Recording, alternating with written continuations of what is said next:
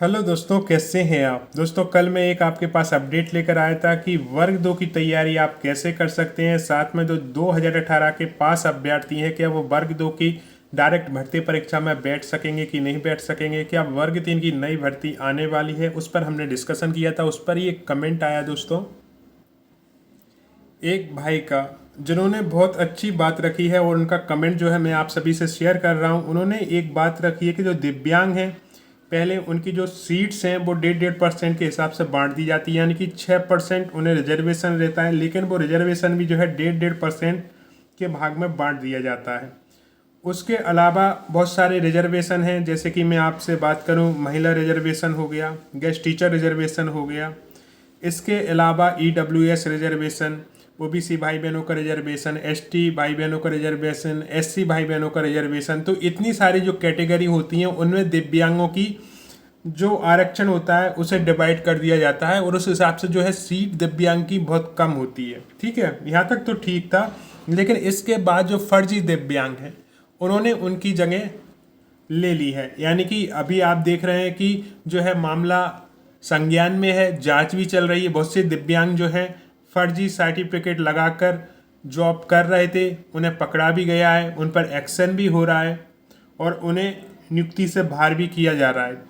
लेकिन जो उनके पद खाली रह गए हैं उन पर वास्तविक दिव्यांगता की ज्वाइनिंग क्यों नहीं, ये बहुत बड़ा सवाल है। आप स्वयं जानते हैं दोस्तों कि दिव्यांगता जो व्यक्ति होता है वो कितने संघर्ष से अपना जो दौर है, जो अपनी पढ़ाई है वो पूरी करता है। उसके बाद एक एग्ज़ाम देना उसके लिए बहुत बड़ा टास्क हो जाता है।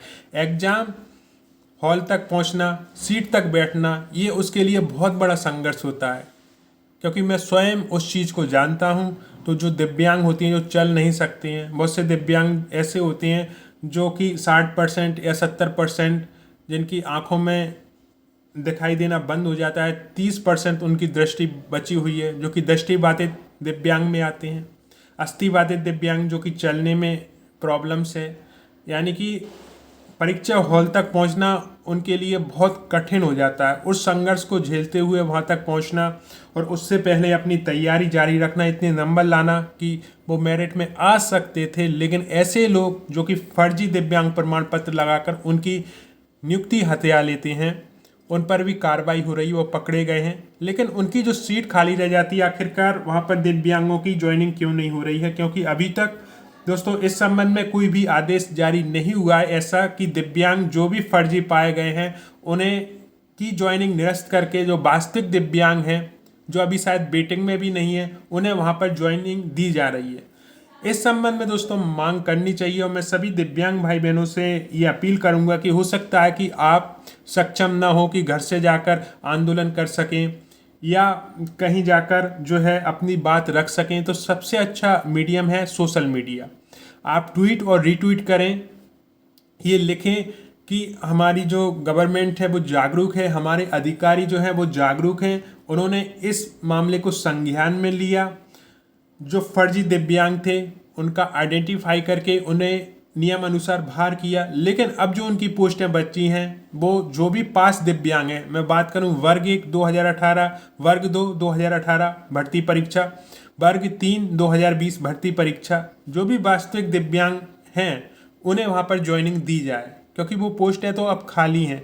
ऐसा ना करें कि इन पोस्टों से जो है अगली भर्ती में जोड़ दिया जाए और फिर बहुत साल निकल जाएंगे वहाँ तक वो फेल होने में। इससे बेहतर है कि 2020 वर्ग 3 में यदि कोई फर्जी दिव्यांग प्रमाण पत्र लगाकर नौकरी हासिल कर चुका है और नियम अनुसार उसे बाहर किया गया है, तो उसकी जगह जो 2020 पास कैंडिडेट दिव्यांग भाई बहन है उन्हें वहाँ ज्वाइनिंग दी जाए।